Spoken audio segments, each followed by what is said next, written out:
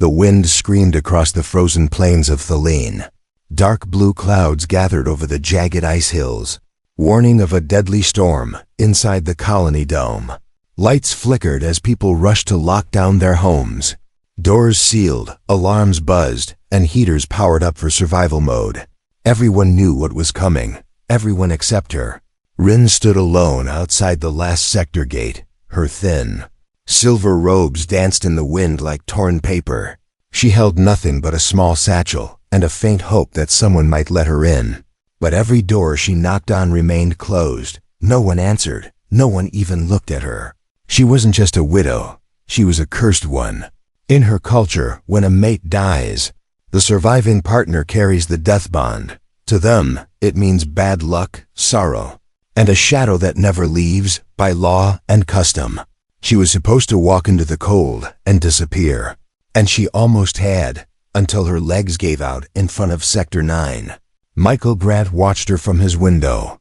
He wasn't supposed to be looking. The lockdown was active, and he had strict orders to stay indoors. But something about her made him pause. She was alien, yes, tall, slender, with gray skin and glowing eyes. But there was pain on her face, and fear, real fear. He tapped his security cam and zoomed in. The winds were picking up. Sharp ice particles slicing the air. She curled up on the ground, trying to shield herself with her arms. Michael clenched his jaw. "This is wrong," he whispered to himself. He knew the rules. Humans weren't allowed to interfere with native customs, not after the last incident. The colony had made it clear, no involvement in cultural matters. But could he really just watch someone die? He opened the intercom and spoke. "Can you hear me?" No answer. She was barely conscious. "Hey, get up, you need to move." Still no response. He slammed the desk and stood up. To hell with the rules. He ran to the front door, pulled the manual override. Alarms screamed in red. Warning of protocol breach. The airlock hissed, and cold wind rushed in like a monster. He stepped out, grabbed her quickly, and dragged her inside. The door shut behind them with a heavy thud. She collapsed on the floor, shivering, her lips blue. Michael grabbed a blanket and wrapped it around her. She didn't resist. But her glowing eyes stayed open, fixed on him. "You're safe now," he said softly. But her eyes didn't show relief. They showed something else. Something old, something unreadable, as he helped her sit up. She reached into her satchel and pulled out a small crystal. It pulsed with a strange light, red and gold waves inside it. Michael stared at it, confused. "What is that?" he asked. She didn't answer. Instead, she whispered one word in a broken voice. "Hunted." Michael froze. "What do you mean, hunted?" She dropped the crystal, and it rolled toward him. The moment it touched his shoe, he felt something strange, like a voice inside his head. Not words, not images, just a deep emotion, sorrow, loss, and fire. Suddenly, all the lights in his cabin blinked off for a second. The heater glitched, then came back. Michael stood there, breathing hard. The storm howled outside, but inside it was suddenly even colder. He looked back at her. She had closed her eyes, but tears ran down her cheeks. Outside the dome, the storm hit full force, shaking the walls, and far off, in the dark snow, something else moved. Not wind, not weather. Something alive, watching. Michael didn't know it yet. But opening that door had changed everything. Michael didn't sleep that night. Not because of the storm, not because of fear, but because the woman on his floor wasn't just another refugee. She was something else, and she had brought something with her. He sat on the edge of his workbench, eyes fixed on the strange crystal lying on the table. It pulsed softly in the dark, red and gold waves moving inside like a living fire. He hadn't touched it again since it rolled toward him. But he felt it, like a heartbeat in the room. Even when he looked away, it was there, pressing against the back of his mind. Rin was still wrapped in the blanket, her breathing shallow. Her skin had warmed slightly, but her energy was low. Michael had offered food, water, even heat packs. She took only water. She hadn't said another word since that whisper. Hunted, just that. The dome's communication panel buzzed. Michael flinched, then walked over and turned the screen on. The face of Commander Lena Voss appeared, cold and sharp as ice. "Mr. Grant," she said. "You've breached colonial law." Michael said nothing. "You brought a Thaline widow into your shelter." Still silence. She leaned forward on the screen. "Do you understand the consequences?" Michael replied, "Yes." Lena narrowed her eyes. "Do you understand why her kind is left outside?" "I understand what it means to freeze to death," he said. The screen went black, no further warning, just silence. That was worse than shouting. Later that night, Michael heard a sound, not from outside, but from Rin. She was sitting now, staring at the wall. Her long fingers trembled as she held a small metal device to her ear. She was whispering, in her own language. Low and broken, he watched from a distance. Giving her space, after a while, she noticed him. "You are not like the others," she said slowly. Michael raised an eyebrow. "You mean the colony?" "I mean humans." She looked down, then opened her satchel again. This time she pulled out something new. A thin metal wire attached to a stone plate, carved with symbols. "What's that?" Michael asked. She placed it gently on the table next to the glowing crystal. "This is his voice," she said. "Your mate?"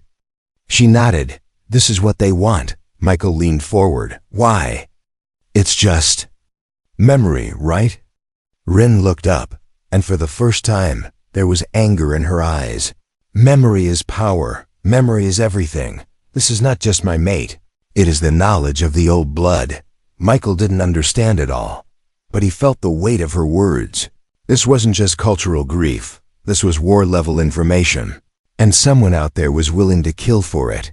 Suddenly, the lights flickered again, this time longer.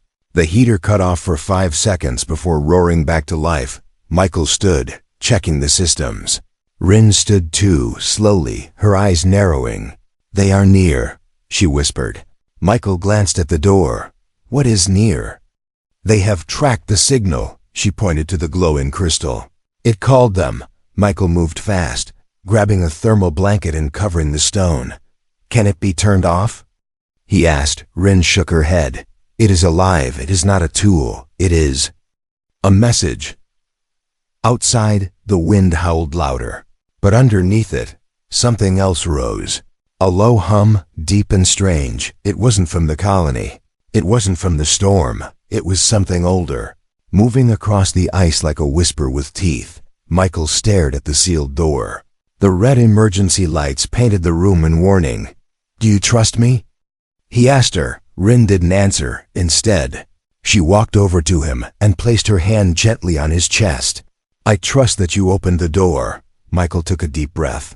"That's a start." He grabbed his coat, powered up his drone scanner, and loaded his old sidearm. Whatever was coming, he wasn't going to let it take her, not without a fight. Michael woke up gasping. His hands trembled. Sweat rolled down his forehead, but the room was ice cold. He looked around, disoriented. Everything looked normal, except for the glowing crystal on the table. Still pulsing, still watching. He had seen something in his sleep, but it didn't feel like a dream. It felt inserted, like someone had placed it there. A memory that wasn't his, an ocean of stars, a burning sky, a voice screaming without sound. He stood slowly, walking over to the stone. It didn't move, but it reacted. The light inside changed. Gold became red. Red became deep violet. Michael stared at it, whispering to himself, "What are you?" Rin was awake before him, sitting quietly in the corner. She hadn't slept, not even for a second. Aliens like her processed rest differently. She watched him carefully. "You saw it, didn't you?" she said. He nodded. "I don't know what it was, but it didn't feel like my mind." She stood and walked over, picking up the stone gently. "In my culture, when someone dies, we don't bury them. We store them," she said. "In crystal, their thoughts, their experiences, their knowledge." Michael blinked. "Like a backup drive?" "No," she said. "Like a soul." She placed the crystal between them. "You didn't see a dream," she said. "You saw my mate's last memory." Michael took a step back. "Why me? Why not you?" Rin looked down, pain tightening her face. Because I'm too close. The stone rejects grief. Michael rubbed his temples. So now I've got a dead alien whispering in my sleep. Rin didn't laugh. She looked at him seriously. He's not whispering. He's warning. Just then, the alarm buzzed on Michael's wall panel. A low-frequency scan had picked up movement outside the dome. A slow, dragging signal moving around the outer edge. It wasn't local wildlife. It wasn't human either. Michael turned to his scanner, checking the data. Something's circling us, he said. Something big, Rin nodded. They've found us. Michael loaded the drone footage on the screen. A dark blur moved in the storm, slow and deliberate. Not trying to get in, just watching. Rin stepped forward, pointing at the shape. They are called the Korath. Long ago, they hunted memory stones, not for power, but to erase. Michael frowned. Why? To control history, she said. If you destroy memory, you control what remains. The scanner beeped again. Louder this time. 2 more signals joined the first. 3 beings, moving like shadows in the snow. No heat signature, no ID, just cold watchers. Michael turned to Rin. We need to leave, if they're here for that stone. We're not safe. Rin shook her head. There's nowhere to run. The colony won't help. They think I'm cursed. Michael clenched his jaw. Then we don't run, he said. We understand what they want. He sat down and stared at the crystal. If this thing holds memory, can I access more? Rin hesitated. It's dangerous. Each vision pulls you deeper. I don't care, he said. If we're going to survive, I need to know what your mate knew. She stepped back and placed the stone in his hands. It was warm, almost pulsing. Like a tiny heart, Michael closed his eyes. Suddenly he was somewhere else. Under a purple sky, inside a tall alien temple. He was in Rin's mate's body, running behind him. Dark figures chased, tall and silent. With sharp arms and silver eyes, he turned a corner, sealed a door, and placed the stone in a metal case. Then the vision snapped. Michael fell to the floor, gasping. Blood dripped from his nose. Rin rushed to him. I told you it was too much, she said. But Michael looked up, shaking. I saw where he hid the original. This stone is just a copy. Her eyes widened. If the Korath know that, they'll never stop. Michael stood slowly, wiping the blood from his lip. Then we find it first. The storm had passed. But the silence it left behind was worse. Thaline's skies were clear now, blue and empty, but beneath that calm, danger had already entered the colony. Michael stood on his balcony, staring at the outer wall. The snow was untouched, but he knew better. The Korath didn't leave footprints. They moved like shadows, and shadows didn't follow rules. Inside, Rin sat in a chair, her hands gripping the memory stone. Her eyes were distant, locked on something far beyond the room. She's been quiet all morning, Michael thought. Too quiet, he stepped inside. You okay? He asked. She didn't look up. They're already here, she whispered. Michael's stomach turned. He checked the colony network. 3 power drops reported in Sector 6. Minor systems failure, they called it. But he knew what it really was. The Korath didn't kick down doors. They slipped in, silently, patiently. 1 sector at a time. He grabbed his sidearm just in case. He'd never needed it before. But things were different now. This wasn't about protocol anymore. It was survival. The front door buzzed. Michael moved to check the screen. Not a Korath. Worse, it was Sarah Chun. Another human from the colony, scientist, rule follower. And absolutely not someone who dropped by for coffee. He opened the door just enough. Sarah forced a fake smile. Michael, she said. We need to talk. He nodded but didn't invite her in. She leaned in anyway. We know what you're hiding, she said. Michael kept his face calm. I don't know what you mean, Sarah scoffed.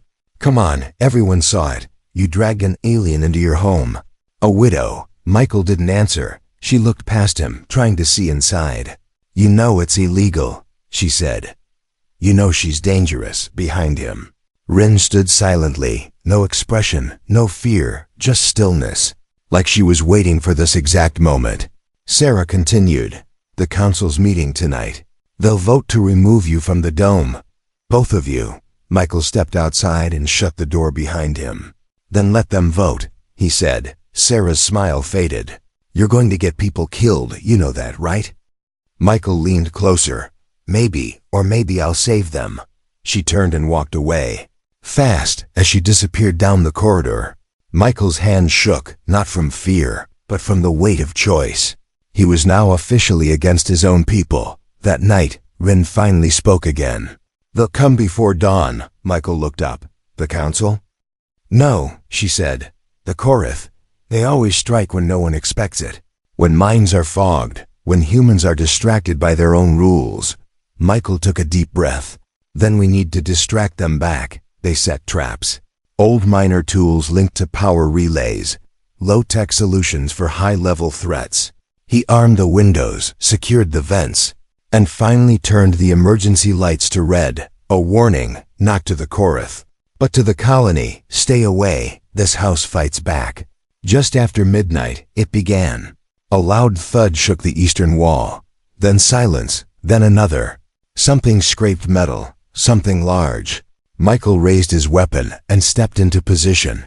Through the window, he saw it, a tall, thin figure with razor arms and skin like black glass. No mouth, no eyes, just a shape, standing still in the snow. Waiting, then two more appeared, one on the roof, one at the back. Michael whispered to Rin, if they want the stone, they'll have to come inside. Rin didn't blink. She placed the memory stone in a metal case and handed it to him. Hide it, she said. Far from me if they take me. They must not find it. Michael nodded and slid the case into a floor panel. Just as he sealed it, the front door exploded inward, smoke, sparks, and cold air blasted the room. Michael fired blindly into the fog. A sharp clang followed, then silence. From the smoke, a Korath stepped forward. Unaffected, unstoppable, Michael backed up slowly. Rin stepped in front of him. You should have let me die outside, she said softly. But now they'll learn. Humans open doors, and humans fight. The Korath moved fast, but Rin moved faster. Her hand glowed with a light Michael had never seen before. Something ancient. Something born from grief and rage. The room flashed. The Korath screamed, or something close to it, and vanished in a burst of static. Michael stared in shock. Rin turned to him, eyes burning like stars. They don't just erase memory, she said. They feed on it. The colony sirens wailed for the first time in 3 years. Not a drill, not a test. This time, it was real. Sector lights blinked red across the dome. Doors auto-locked, shielding protocols engaged. Families huddled in shelters, eyes wide, ears ringing from the alarms. They didn't know what was coming, only that it wasn't human. In Michael's quarters, smoke still hung in the air from the blast. Shards of metal lay across the floor. The Korath had vanished, burned away by whatever power Rin had used. But it wasn't over, not even close. They'll send more, she said, her voice hoarse. Michael knelt beside the memory stone. It pulsed weakly, dimmer than before. You used part of it, he said. She nodded. It's not a weapon, but grief has sharp edges. He stared at her hands, still glowing faintly. You could have told me you had powers. I didn't, she said, until you opened the door. Suddenly, his comlink buzzed. A distorted voice cracked through. Michael Grant, this is Colony Command. Evacuate immediately. You are no longer protected. Michael laughed under his breath. They're cutting me off. They think I brought this here. Rin looked out the shattered window. They're not wrong, she said, but they're also blind. They didn't wait. Michael packed a supply bag, thermal suits, weapons, and sealed the memory stone in a lead case. The colony above was chaos, power flickers, people screaming, security bots malfunctioning. He led Rin through the maintenance tunnel. Few knew about it. A backup route for engineers only. The air was thick with dust and frost. Pipes creaked, valves hissed, and the lights flickered like scared animals. We're heading to the old terraforming station, he said. Why? Rin asked. Because it still runs on Earth tech, he said. No AI, no smart walls, no signals for the Korath to track. Behind them, a loud metallic crash echoed through the tunnel. Then another, closer. Michael turned. Weapon raised, nothing, just air and darkness. But Rin was breathing harder now. She gripped his arm. "They're not following the stone," she said. "They're following me." He paused. "Then why are you still with me?" "Because I don't want to run anymore," she said. Not alone. They reached a hatch, sealed tight with frost. Michael forced it open with a lever bar, cold biting into his skin. The old tunnel opened into a cavern beneath the surface, ancient, abandoned, but still functional. Power hummed in the floor. Soft blue lights glowing from old earth panels. They entered carefully, scanning every corner. Inside, it was quiet. The kind of quiet that feels heavy, like the walls are listening. Michael set up a small field scanner. "No movement," he said. Rin placed the memory stone on a metal table. "This is where he died," she whispered. Michael turned slowly. "What?" "My mate," she said. "This was where he tried to hide the original crystal. They found him. They took it." Michael clenched his fists. "So the one we have now is his last echo," she said. A warning, not a solution. Suddenly, the scanner blinked red. Motion detected from above. Not footsteps, not human, something crawling through the walls. Michael on the station's defense grid, old turrets. Nothing fancy, but it would buy them time. He handed Rin a pulse flare. "If they break through, run." She didn't take it. "I'm not running again," she said. "I remember now. The Korath aren't just hunters. What are they?" He asked. "Consumers," she said. "They don't just erase memory. They feed on it. They eat the past. They eat what makes us." U.S.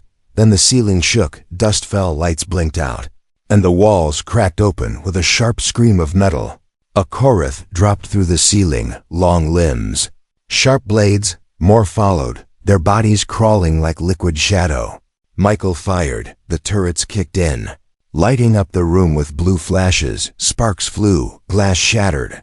One Korath dropped, twitching. Rin raised her hand again, the glow returning, brighter than before, but her body shook. The stone on the table cracked slightly. She was burning herself to fight. Michael grabbed her, pulled her back. "No more," he said. "You'll die."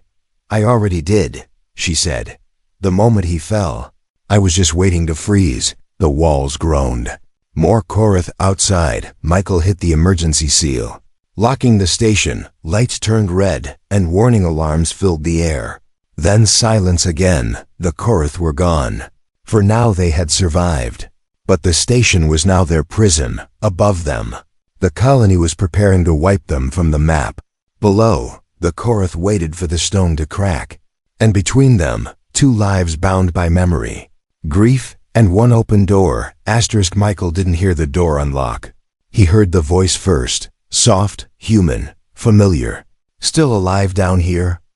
He turned fast, gun raised, but stopped cold. Sarah Chun stood in the doorway, alive, unarmed, smiling. Rin stood behind Michael, silent, watching. Michael lowered his weapon. "Barely, Sarah? How did you get in?" She stepped forward slowly, hands up. "Old access codes," she said. "I used to run diagnostics down here, remember?" Michael frowned. "You shouldn't be here." "I came to help," she said. "You need to leave with me now." Michael didn't move. "You're part of the council now," he said. "They voted to shut this sector down." Sarah nodded. "Yes. And then I voted to stop them." "You were right," she said. "This isn't a curse, it's a war." Michael looked at her carefully. Too carefully. Something was off. Rin stepped forward, her voice flat. "You smell like them." Sarah blinked. "Excuse me." Rin's eyes glowed faintly. "You've been touched by the Korath." Michael's grip tightened on his weapon. "Sarah, what did you do?" She looked between them, then sighed, so casually, like she had been holding in a secret too long. "I made a deal," she said. "The colony is dying. Half the systems are failing. Supplies are low. Command is blind." Michael stepped back. "You sold us out?" "No," she said sharply. "I survived." The Korath offered a solution. "Let them take the stone. Let them erase what they call dangerous history, and they'll leave the rest of us alone." Rin stepped in front of the memory stone. They always lie, she said. They promise peace, then feed on what's left. Sarah tilted her head. They don't need to feed anymore. They just need the original stone. The one you're hiding. Michael narrowed his eyes. How do you know about that? Sarah smiled. Because I told them where it was. Suddenly the wall behind her exploded. A Korath stepped in. Tall, sharp, hungry. Sarah didn't move. She stood beside it like it belonged there. Michael fired without thinking. The shot hit the creature's shoulder. Sparks flying, it growled, stepped back but didn't fall. Rin activated the turret system, but it only bought seconds. Sarah screamed as Michael grabbed Rin and pulled her through the back exit. The emergency corridor collapsed behind them, sealing the traitor and the beast in smoke. They ran through the tunnels, blind, breathing dust. Their boots echoed through the darkness. No plan, no map, just movement. Finally, they reached a side chamber, a backup data vault no longer used. They slammed the door shut, gasping for air. For now they were safe, barely. Rin leaned against the wall. She was human, she said quietly. She chose them. Michael nodded slowly. Not the first, he said. Won't be the last. He pulled out the lid case, opened it. The memory stone glowed softly, but cracks had spread across its surface. It's dying, he said. Like everything else. Rin sat down, hands shaking. I thought your kind was different. Michael didn't answer right away. Then he said, we are. Some of us just forget. A small light blinked in the corner of the vault. A forgotten relay still linked to the upper coms. Michael tapped into it. Noise at first, then a voice. This is Commander Vus. Colony Dome 1 is now under siege. We have visual on Korath, entering multiple sectors. All remaining personnel retreat to safe zones. Do not engage. The feed cut. Michael stared at the black screen. They made a deal.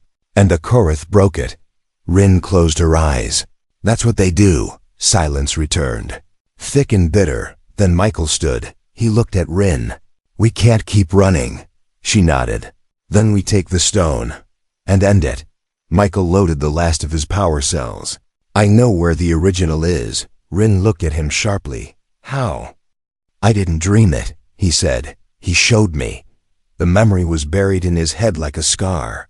Coordinates, terrain, warnings, a map written in someone else's death. Rin reached for the cracked stone. We'll need all of him to find it. Michael hesitated. It could kill you. She smiled for the first time. Then I'll finally see him again. They stepped into the tunnel. Behind them, smoke and betrayal. Ahead, a broken planet. And the last chance to change its story. The cave was older than the colony, older than the war, older than names. Michael stepped carefully, boots crunching on ancient dust. The air was thick with silence, not peace. The kind of silence that follows extinction. Behind him, Rin walked slowly, her steps uncertain. The cracks in the memory stone had spread. It pulsed in her hands like a dying heartbeat. This is the place, she whispered, where he hid the original. They had followed the coordinates burned into Michael's mind. A gift from a dead alien's final memory. Now they stood in front of a sealed chamber. No doors, no lights, just stone and air. Michael placed his hand on the wall. It was warm, alive, somehow. Then it moved. The stone slid open with a soft sigh, revealing a small room no bigger than a shelter pod. Inside, on a stone altar, rested the original memory stone. Larger, darker, and still glowing. Rin stepped forward but collapsed to her knees. Michael caught her. She looked at him, her eyes dim. It's pulling the rest of me, she said. I don't have much left. Michael looked down at the original stone. It wasn't just a storage device. It was a weapon, a record, a soul. He placed his hand on it. Suddenly, the chamber filled with visions. Planets burning, species falling, Korath feeding like shadows over history. Then a voice, not his own. If this is found, then I am dead. But memory cannot die if someone chooses to carry it. Michael's mind reeled. He saw the Korath's weakness, their fear of remembrance, their hatred of identity, and a possible way to stop them. He opened his eyes. Rin was barely breathing, but she managed to smile. You saw it, she said. Yes, he replied. All of it. Just then. The cave trembled. Outside, they heard the crawling. The Korath had found them. Michael helped Rin to her feet. "We finish this now," he said. He lifted the original stone and felt its weight in his chest. It burned like truth. They walked to the center of the chamber. Rin touched the cracked stone in her hand to the full one. The two pulsed together, the air rippled, and a bright field of memory burst around them.